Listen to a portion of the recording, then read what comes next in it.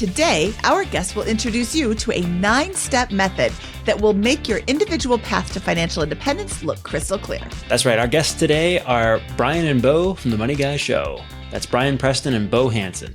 And they're joining us today to break down a step-by-step system they call the financial order of operations. So really fun stuff to discuss. Lots of enthusiastic debate and spirited back and forth on, hey, where's real estate in this process and those kinds of things. So always fun to hear about these processes and beat them up from a logic perspective, because this is a right answer to the question of what to do with your money. May not be the right answer, but it is absolutely a phenomenal one that has world-class expertise and decades of experience that have gone into designing it. Yes.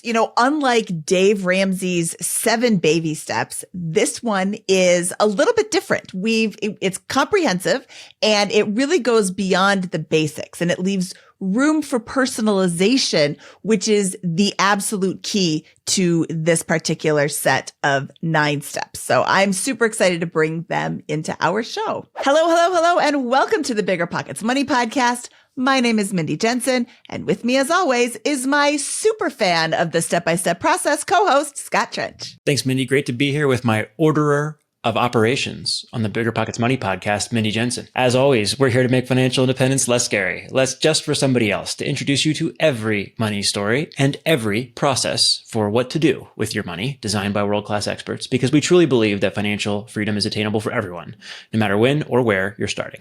Brian Preston and Bo Hanson, welcome to the BiggerPockets Money podcast. I'm so excited to talk to you guys today. Hey, Mindy. Hey, Scott. Thanks for having us on. We're super excited to be here, too. Brian, I want to jump right into it with the concept of the financial mutant that you mentioned in your new book. Can you tell us who this person is? I call that, look, you didn't have to get bitten by a spider. You didn't have to get exposed to gamma radiation.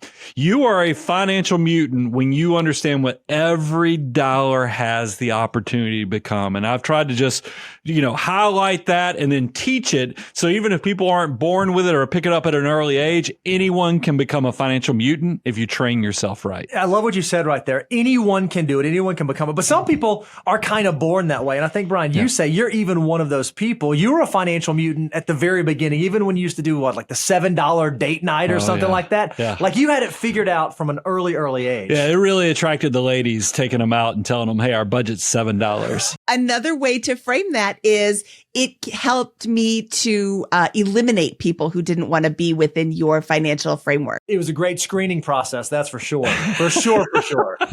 I think that there's it's like an instinct versus a learned habit here about having dollars come into your life in terms of, more is coming in than is flowing out at the highest level. But after that, there's an order, there's what do you do with those dollars? And I think that's something that I'm really interested to hear from you guys, is you have a financial order of operations. Can you tell us about this and how you've come up with this? Oh man, when you see it, I mean, you can't help but almost shake it when you hear that.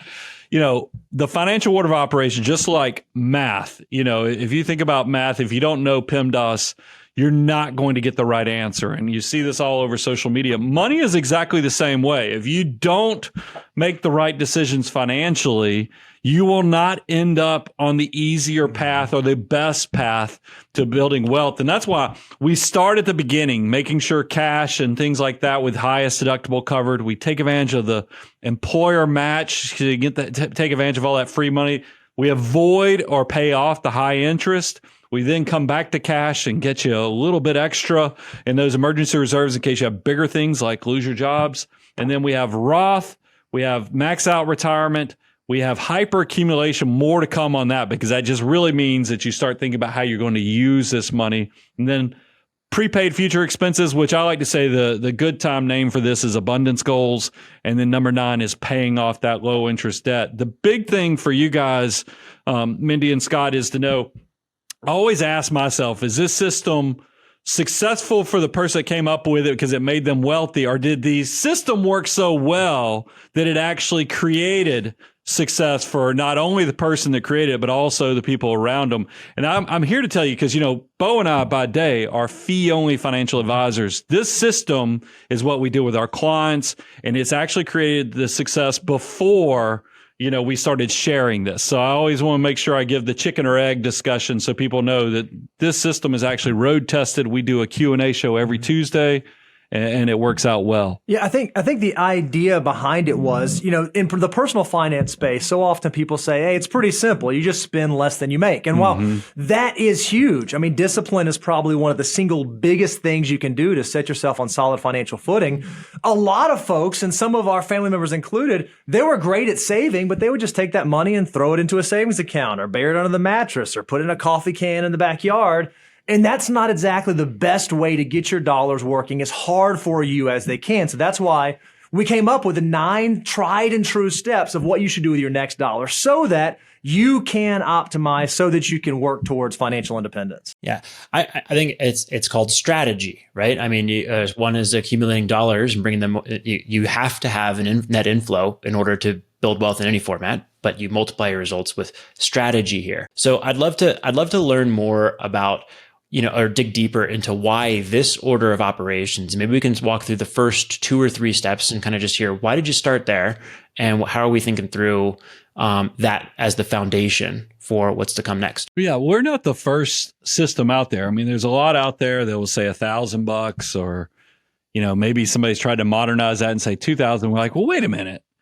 If what you does really it actually do for you? Yeah, right? if you get into the actual research of why people file bankruptcy and other things, you find out that sadly, it's because they get into an emergency situation, whether it's a medical or a car accident or something. There's something that people don't wake up and say, you know what, today I'm just not going to have money or be broke. They usually have something really bad come their way. So we were like, the first step is not 1,000 or 2,000.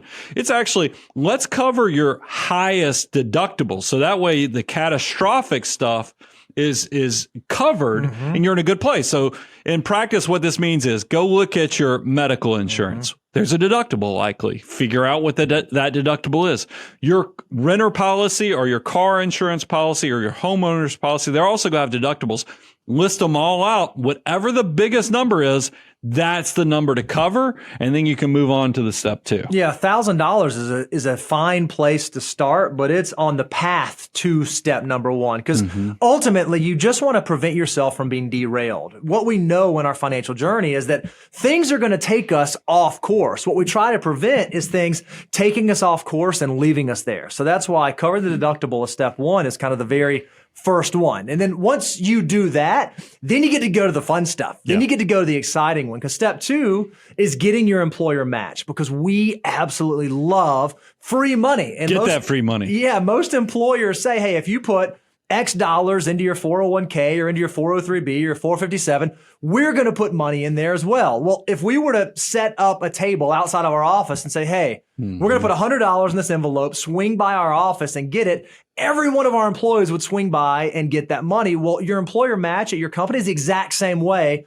And for a lot of folks, it's like 100% rate of return. If I put in $1, my employer puts in $1. So we think that is just so attractive. You cannot walk away from it. So once you've made sure you've covered your deductibles, you're going to keep your life out of the ditch, then you got to go out there and get that free money. Okay, I want to go back to step number 1 really quickly because you said cover your highest deductible. I get a lot of people asking me, where do I put this? Should I put it in the stock market? And my thought, I have a very strong feeling about this, but what do you guys advocate? Where do you advocate holding on to your highest deductible, whatever that amount is? Mindy, when people say, should I put that in the stock market? I always say that is an access to cash trap. People think that they can easily turn the stock market into cash. I fell into the access to cash trap with my home equity line. I had a home equity line back before the Great Recession with a debit card and a checkbook. And I was like, this has got me covered. I don't need cash. So I think cash is cash. You can have it in a high yield savings account. You can have it in your money market at your brokerage account. You can own treasuries, but it needs to be in cash so that if you need money, you can get to it. Because I often say, cash is like the air we breathe. We all take it for granted until you go underwater and then you realize how precious it is. And sadly, Americans just don't keep cash. I mean, that Bankrate study that comes out every year that says how many Americans can't come up with $1,000. It's consistently around 60%. This year, it's 56%.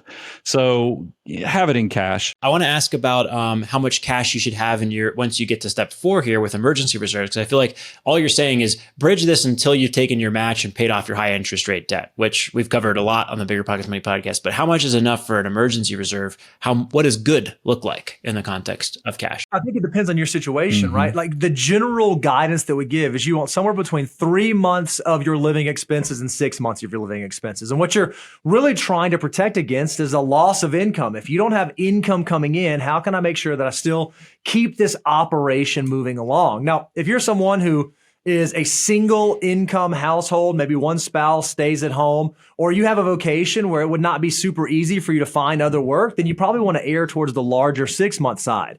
But if you have 2 incomes in the household and you're fairly evenly yoked, or maybe you're younger and you don't have a ton of expenses, it's okay to err towards the 3 months.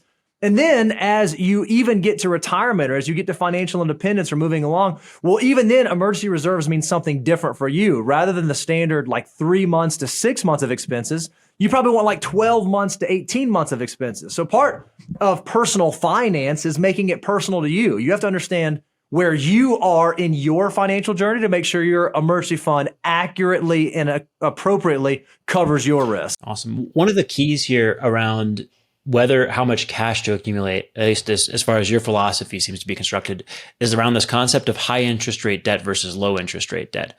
What is high and what is low? I always want the why to be very transparent for people, because I think a better system is when you actually can see that some thought and some math, as well as the mindset stuff, was taken into account. And we've had a lot of discussions. Now, look, we're in a unique time now with higher interest rates, but historically, there's a risk premium, of what you expect to make off your money. And then there's a risk-free rate of return, what, is not taking much risk. And if you kind of look at what that looks like, you can start figuring out that answer is going to be different for a 20-year-old versus a 40 or 50-year-old. And so we've often said, especially like on student loan debt, if you're somebody in your 20s, that number is probably somewhere in the 6 range.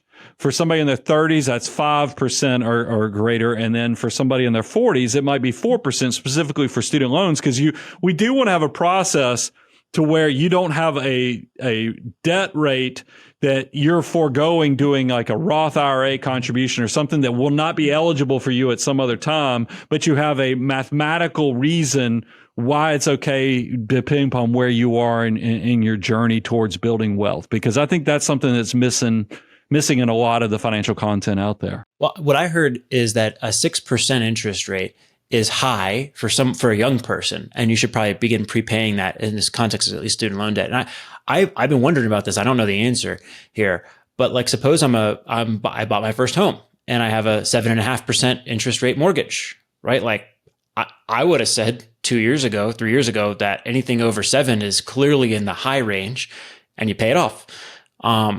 And that's in the context of a home mortgage today. Yeah, that's why you notice I didn't say mortgage. I said student loan, because I know Bo can clarify that too. Yeah, I actually had that exact conversation this weekend. The determination around what becomes high interest and low interest really depends on your opportunity cost of capital. What's the best use of my dollars? Now, in my opinion, when it comes to mortgage debt, what I think is likely going to happen is at some point in the future, we're going to see interest rates come down, most likely. So while right now interest rates for mortgages might be 6, 7, 7.5%, I don't know that it's going to stay there long term. Well, what do we know happens when interest rates drop? Most homeowners who locked in those higher rates are going to refinance into a lower rate. So if we see rates come down to 4.5%, 5%, I'm going to argue that most folks are going to refinance down there, and it's probably not going to be considered high interest debt. So for being in this 6.5%, 7% mortgage, I don't know that that's a long-term mortgage rate. And so then you say, okay, well, if I'm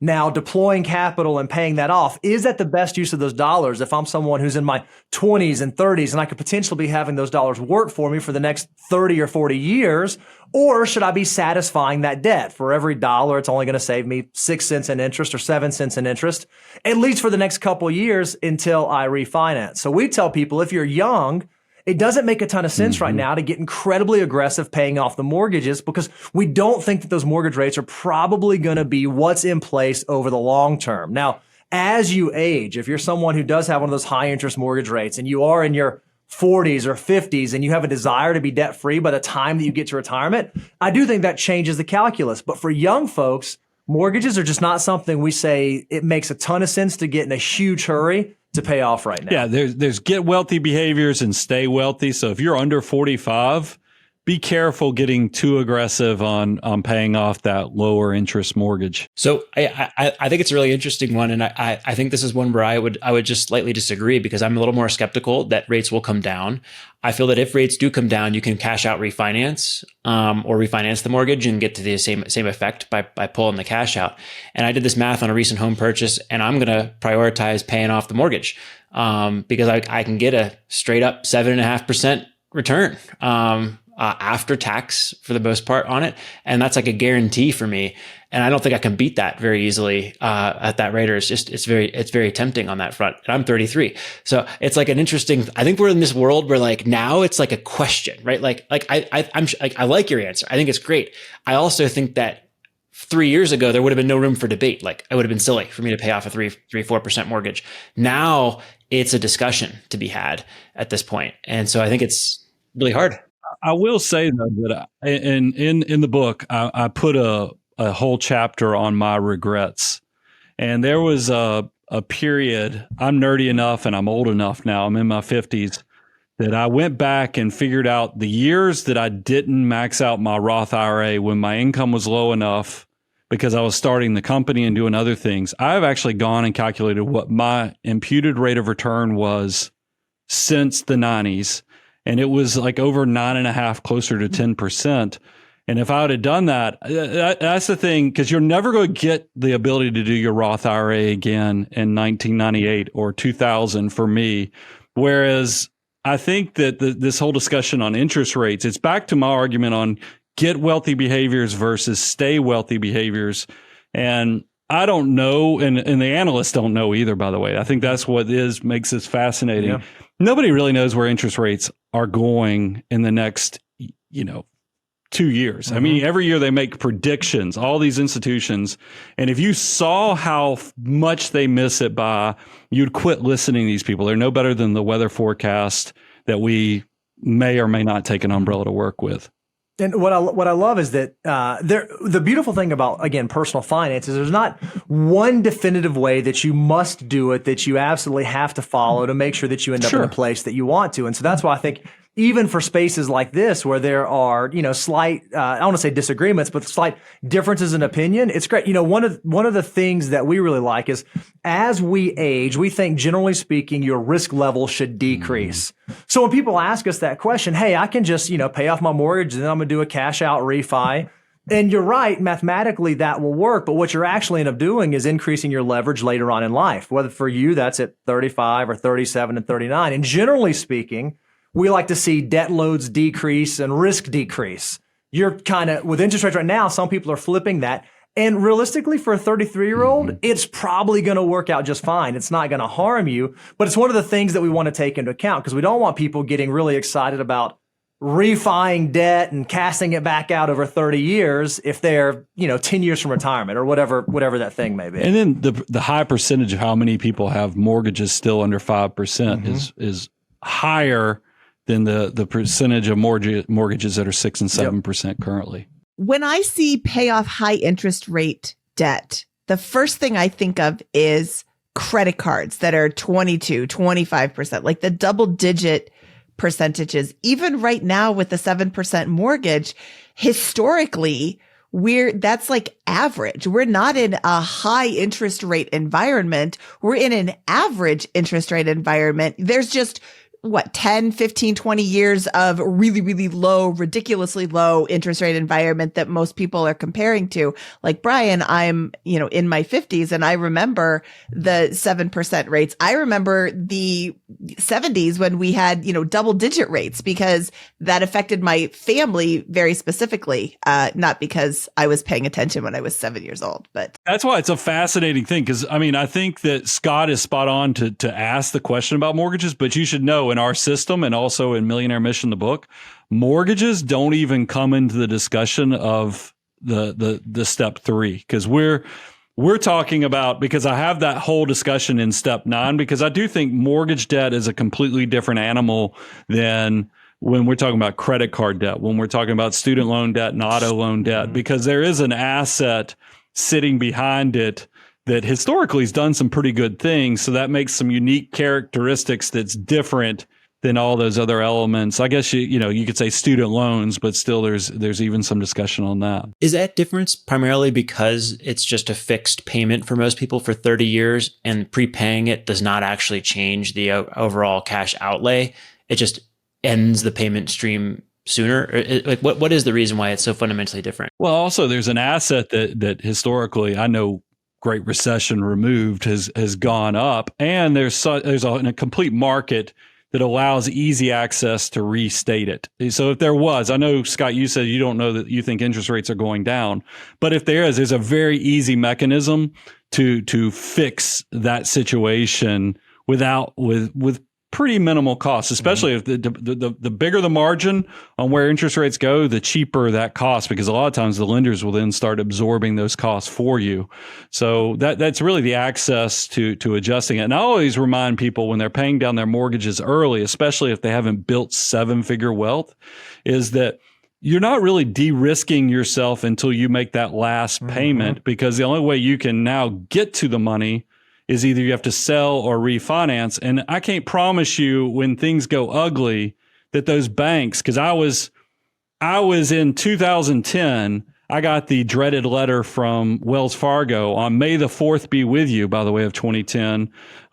They sent me a letter saying that they were shutting down my home equity line. So, I mean, it's not always assumed that you're going to be able to get your money out of your house. So it's back to Mindy's question of, make sure your cash is cash. Yeah, I think the other really unique thing about your primary residence is it's a use asset different than a lot of the other assets you have. And it's one of the very only use assets that often appreciates through time. If you think about all the other things outside of business assets like rental homes or commercial property or other types of real estate, it's one of the only use assets that we lever that appreciates through time. You go buy furniture at the furniture store and finance it, it gets less valuable. You go buy a car and finance it, it gets less valuable. Houses are unique. Primary residences are unique in that, generally speaking, they go up in value. So you'd argue that it is a debt that has a return that does not actually depreciate value over time. Well, I would love to keep going through the order of operations here. I did notice a step missing that I think should go between step 6 and 7 here, which is invest in real estate, right? So after you max out your retirement options and you go into hyper-accumulation. Yeah, can you walk us through why we skipped that step in this particular order of operations? I wasn't counting on you to say you disagreed on step 3. It was really, I figured this was going to be the meat of the disagreement. And look, Scott, you and I, we've had conversations before. We love real estate. We the building we're in, we love commercial real estate. I've done vacation rental. I've done residential rental. So I am a real estate investor as well. But always the thing, and we came to some great consensus last time we all talked about this, is that I feel like so much on social media, everybody's telling everybody to jump right into real estate. But the thing you have to be careful about real estate, because we just talked about levered debt. When you're taking, you have to cover the payment, whether you have rent coming in or other things. That creates some additional risk that I want you to be at step 8 of our system before you start buying all your residential rentals or commercial, because I need you to have steps 1 through 7 underneath your foundation, so you don't have to make any desperate decisions just because some influencer on the internet, told you to go do 12 different, residential flips or deals. And by the way, I'll put an asterisk on the fact that house hacking, like if you're living in your house and you're renting out, and you have a quadplex or a duplex, we'll put some different rules on that. But if you're actually going to start, trying to create your real estate empire before you funded your Roth IRA, you might have gone out of order a little bit. Yeah, I think the other thing I'd throw in that is that like stage of life matters too, because a lot of times we'll have someone who graduates with a very attractive degree and they start with a super high salary, a recent grad making $120,000 a year. And they'll say, hey guys, I just graduated in May. It's August. I've got your system and I've done everything you said to max out. Now I'm ready to go buy my first rental property. And we're saying, well, okay, you perhaps do not have as large of a financial foundation beneath you that if the rental property were to go wrong, or if you had to have a repair, or if you had to have vacancies, if you've not prepared and planned for that contingency, I'd argue that you're introducing that into your financial world a little too early. And I think you even talked about that as well. Before you go out and do that, you want to make sure that you actually have some wherewithal to navigate making it through the things that could potentially go wrong with real estate. Yes, yes, yes, yes, yes. And I hope they don't edit out any of my yeses. I could not agree more. There are small amounts of disagreement. Of course, somebody's going to come in. Well, I did this and it worked out great for me.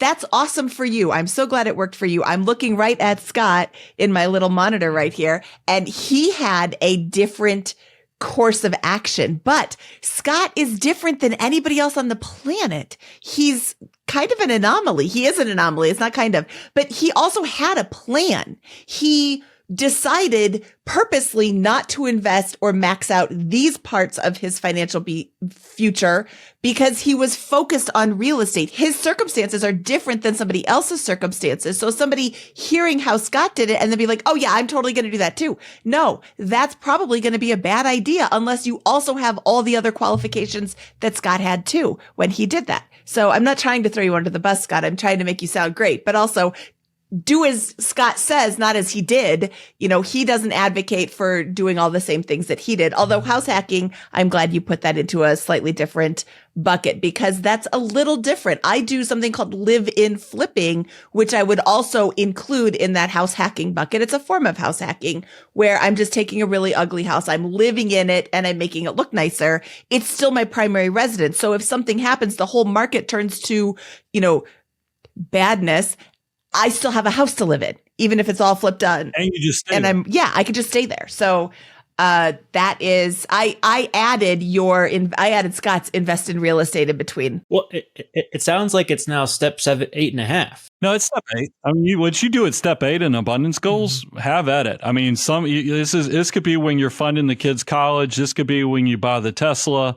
This could be when you start your real estate empire. I mean, it's an open canvas to write your ticket because you've made all the steps before. And here's the cool thing about being a financial mutant. You're going to spend a ton of time in step 8. Mm-hmm. So there's decades to really build this underneath you. Even in my entrepreneur groups, I'm a member of some of these groups where we all get and we kind of do mastermind discussions as business owners. I even see entrepreneurs get this sideways a little bit. I'm like, look, you have to actually get wealthy before you start doing some of these activities that are have more risk, especially with leveraged debt.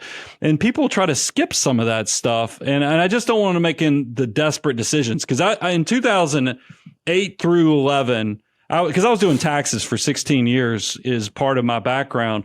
And I saw some people, I used to daydream about their portfolio. I mean, I'd see their tax returns and I'd see all the Schedule E and I'd see all the great rental stuff.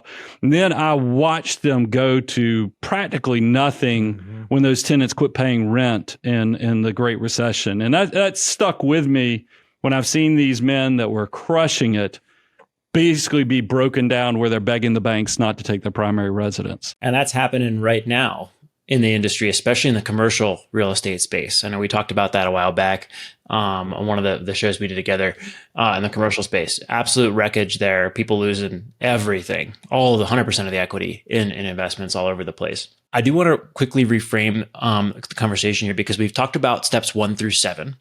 And we have, and by the way, I think that some folks who are not familiar with the system may benefit from a quick refresher there, where the first 3 are just get a basic emergency fund, $1,000, $2,000, cover up your highest deductible.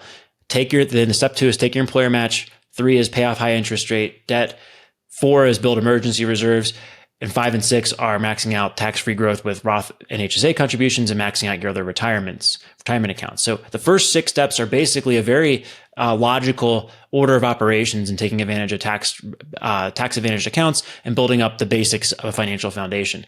What exactly is step 7 with leverage hyper-accumulation? That seems less intuitive. It needs to be a little bit more of an explainer. Yeah, that's if I didn't have just my own little, I don't know, hyper-accumulation is a concept.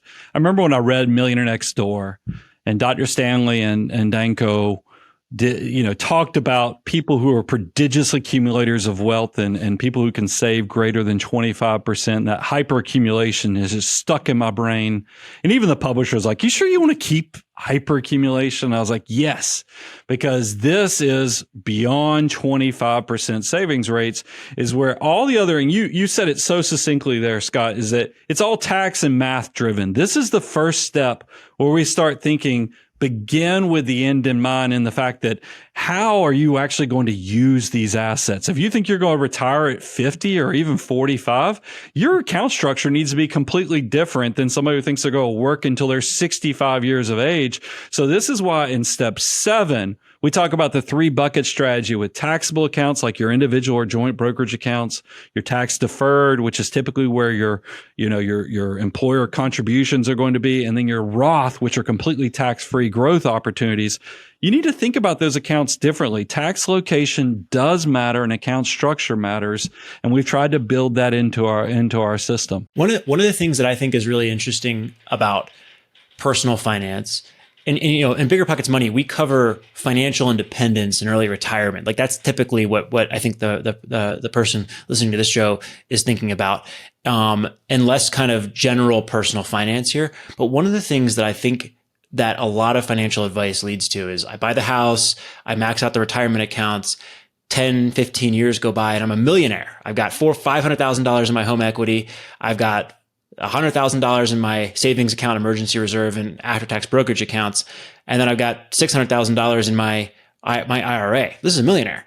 But they have no freedom. They have no ability to actually access any of that wealth today to start a business, maybe 50 to 100 grand to do that with, to buy a rental property, to do what else. So, one of the exercises that I did a while back is I just took a piece of paper and drew a circle. And I was like, okay, in 10 years, I'm going to have $2.5 million. This is what it will look like if I do this, and this is what it will look like if I do this.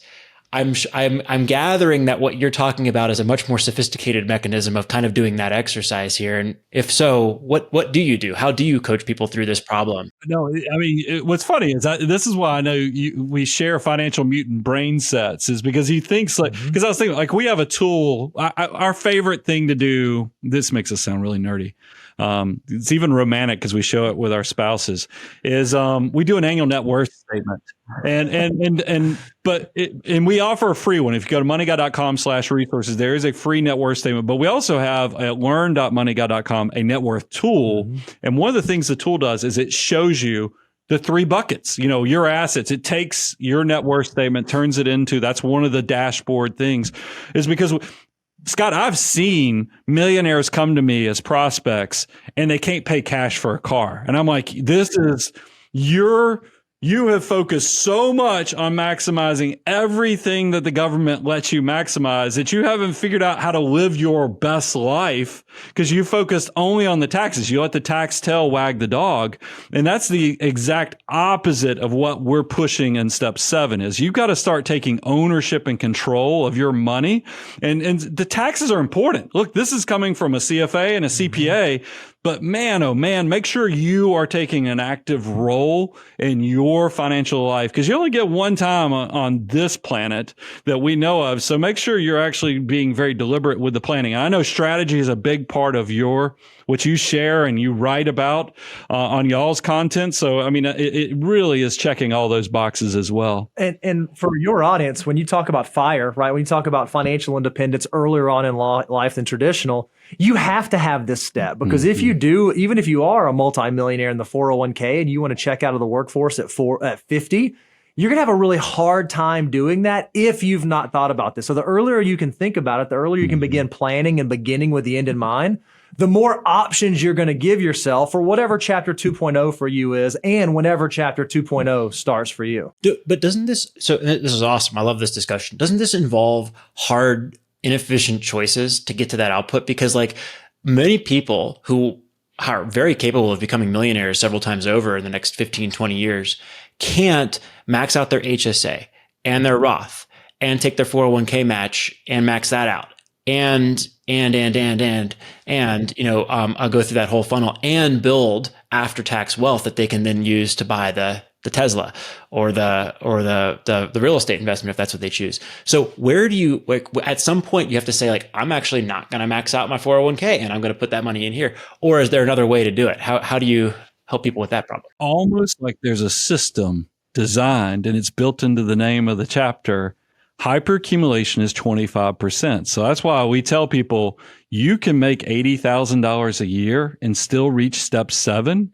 Once you get to the percentage, that doesn't mean you mathematically have to hit all 23,000 in your 401k. Because look, we were giving a presentation to a room full of engineers, and I still remember this hand goes up, and she asked the question, and she goes, "Hey, I have kids. This seems mean that you're telling me I can't save for my kids' college until I get to this." I was like, that's why the 25% is a liberator. It's because all it is saying, give us this percentage for the future. And then after you get to that and you get to step 8, you can do whatever you want with the money because it's yours. You've checked the box and you've done it. If you even want to prepay your mortgage when you're 28 years old or 32, have at it. Just don't skip those basic foundation items to get to a very healthy savings rate that'll keep you on really good ground for the future. And you're right. Like, as you begin working towards these goals, personal finance has to be personal. It has to be about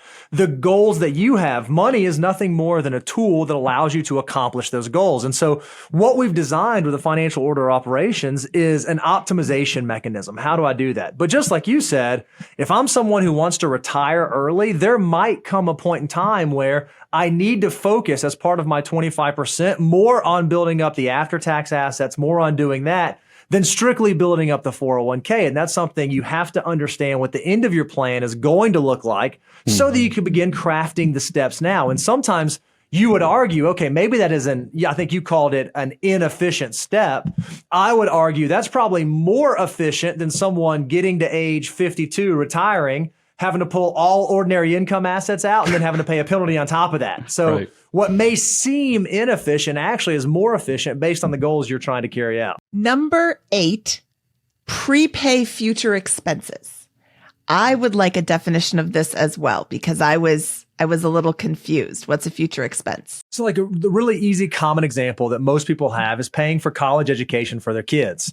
It's a future expense that you as a parent likely would like to incur. And so you have a mechanism now where you can prepay that. You can pre-save for that future expense that you'd incur. So we would argue that it does not make sense to start saving for your kids or to start saving in a 529 until you get to step 8, until you get to that prepaid future expense. So that's like a really clear and easy example that most people can hold on to, something I know I'm going to spend money for in the future that I can begin spending money for now. A wedding for the children or something like that might be another example of a future expense that you can start prioritizing and allocating dollars towards. Well, and also, Mindy, you called it, because it is that in the book, its official title is prepaid future expenses, but that's kind of like your Uncle Robert that you also know as Good Time Bobby.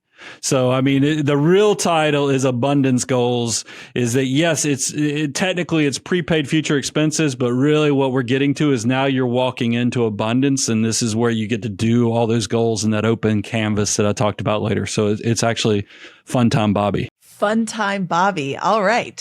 Well, we're going to talk about that one later. You're going to be like, what the heck are you doing? Made some you notes just on turned that one of our steps from Robert into Good Time Bobby. So we'll see if that sticks. Your last step is prepay low interest debt. And this is one of those things that I don't agree with at all, but that's my own personal situation. And just like people who have these 2 and 3% interest rate mortgages are paying them off anyway because they can't stand the idea of debt.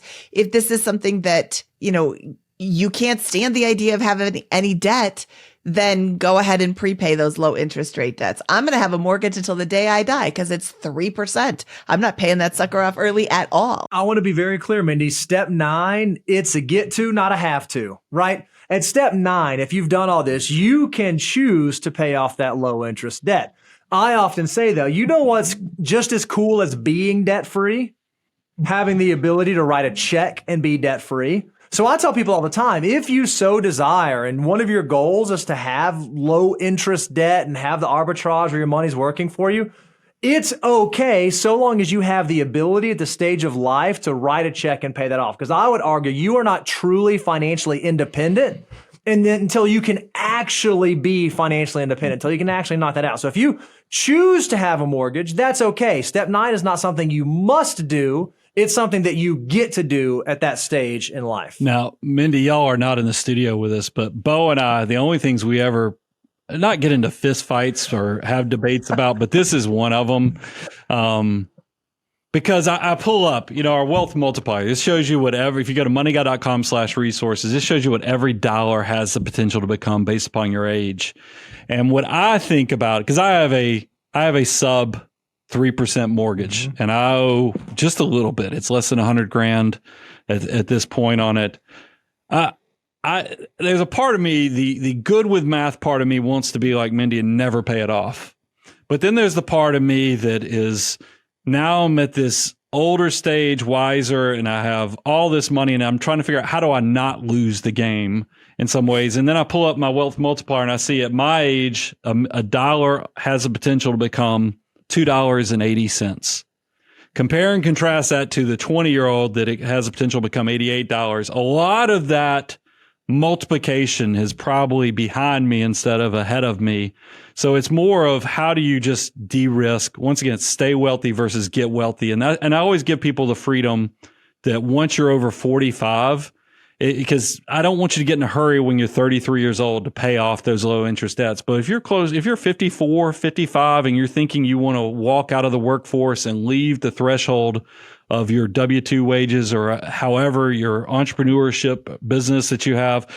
The problem I have is I know as a financial advisor, as soon as people walk away from their day jobs, that first time the stock market loses 20% or the real estate market's struggling, there is going to be a oddness to watching your portfolio and your financial struggles play out before your eyes because you don't have the ability to say, well, I'll just stay put and keep working and go through this through the craziness that we're going through right now.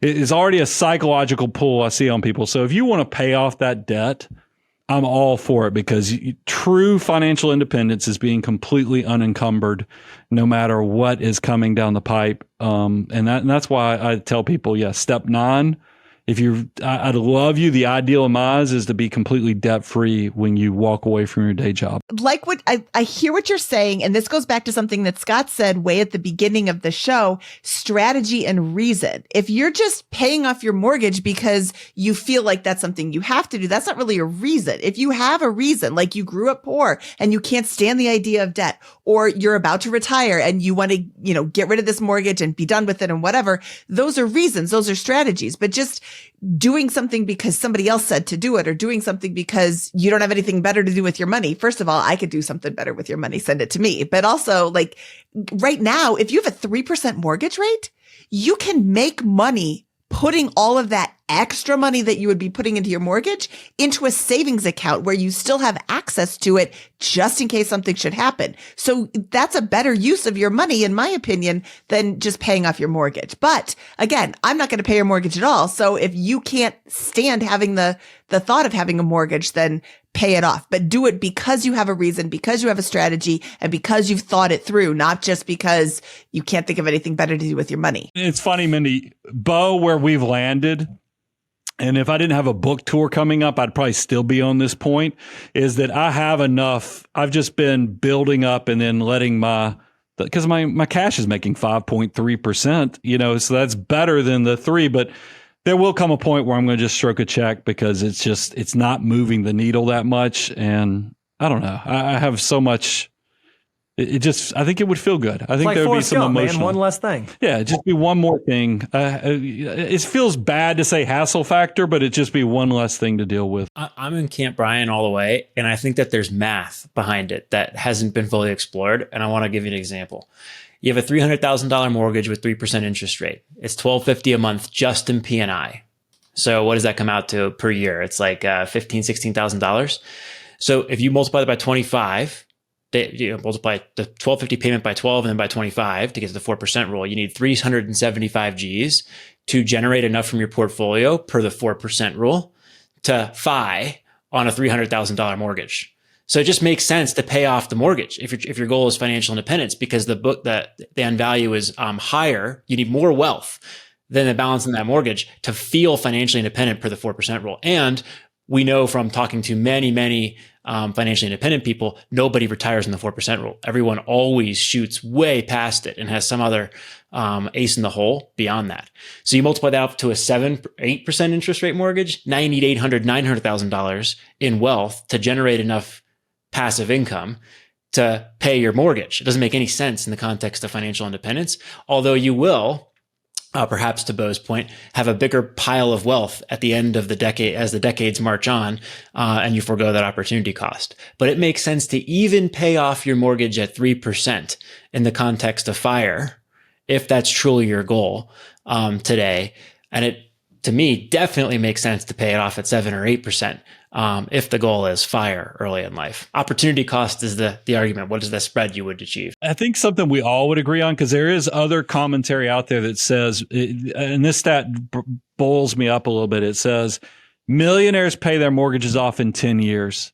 And then when I hear that stat out there, I'm always like, but is that their first home? Is that their fourth home? And yes, when you actually dig into the details, I don't want 20 somethings, 30 somethings, because I think the average age is now 33 on your first house purchase. Don't hear a stat like millionaires pay their house off in 10 years and think they're talking about you. They're talking about 55-year-old millionaires paying off their mortgages super early. Just make sure, like I said, it's back to get wealthy behaviors versus stay wealthy. I don't want people getting that out of kilter and making bad decisions. Brian and Bo, thank you so much. Really always enjoy the conversations. Lots of good back and forth today. Really appreciate it. Really smart and sophisticated approach you guys have built to personal finance here. Where can people find out more about you, and where can people find this new book? When does it get released, and where can they get it? Man, this thing, and I know I feel like I'm talking to somebody who's been there, done that on several occasions. Book launching is a fun endeavor. It's hard work, but it's great. And I would tell anybody who hasn't figured, hasn't heard our content, go to moneyguy.com. We've been doing content since 2006. And then if you want more information on this book, and specifically the financial order of operations, go to moneyguy.com/Millionaire Mission. It'll tell you everywhere you can buy it. And there's even going to be an audio book. I know people have asked, since we've been doing a podcast for a long time.